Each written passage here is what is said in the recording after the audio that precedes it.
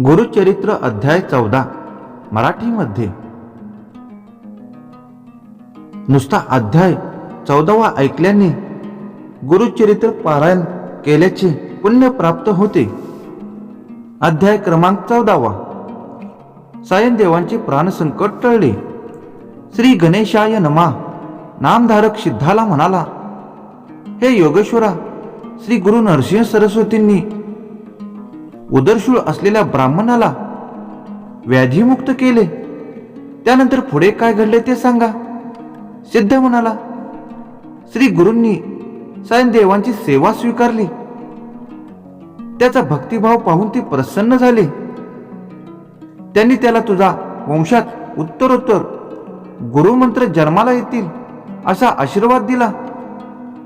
सायनदेवाने त्याच्या वरदानाला वंदन केले व म्हणाला, गुरुदेव, आपला महिमा अगाध आहे। तुमच्या आशीर्वादाने माझ्या वंशात भक्तीची परंपरा अखंड राहो। माझ्या वंशांना हे लोकी सर्व प्रकारची सौख्य लाभो, त्यांना सद्गती प्राप्त हो। पण सध्या मी अतिशय बिकट परिस्थितीत आहे। मी ज्या यम यातनेकडे आहे ती भोगत आहे। ज्या यवनाकडे नोकरी करतो तो अत्यंत क्रूर आहे। तो दरवर्षी ब्राह्मणांना घात करतो। आज त्याने मलाच मारायला ठरवले आहे। मी त्याच्याकडे गेलो की माझा घात निश्चित आहे। मग आपले वचन खरे कसे होणार? तेव्हा श्री गुरूंनी आपला वरदहस्त त्याच्या मस्तकी ठेवला व म्हणाले, सायनदेवा, चिंता करू नकोस। निश्चिंत होऊन त्या यवनदेवाकडे जा। तो तुला सन्मानाने परत पाठवील। तू येईपर्यंत मी इथेच थांबणार आहे। तू माझा भक्त आहेस। तुला पुत्र पौत्राधीन सर्व सौख्य प्राप्त होणार आहे।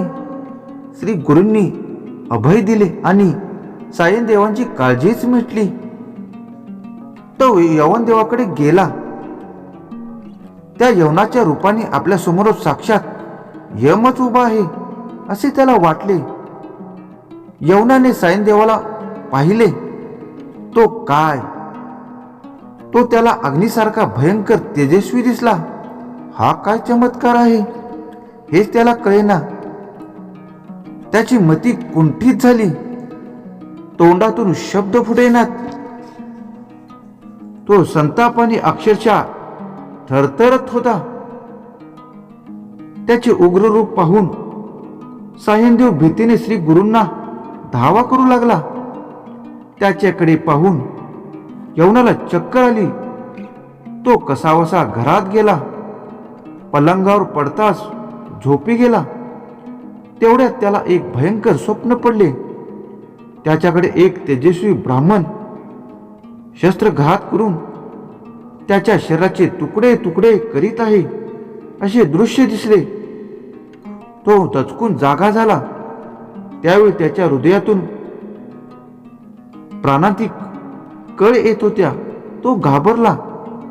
त्या ब्राह्मणाचा घात केल्यास आपलाही मृत्यू अटळ आहे हे त्याच्या लक्षात आले।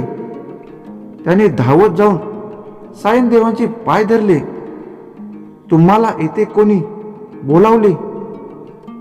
कृपा करून आपल्या घरी जा असे म्हणून त्याने वस्त्रे व आभूषणे देऊन निरोप दिला। प्राणसंकट टळले होते। सायनदेव गुरूंना भेटण्यासाठी आतुरतेने धावत नंदी तीरी गेला। कृतज्ञतेने त्याने त्याचे पाय धरले।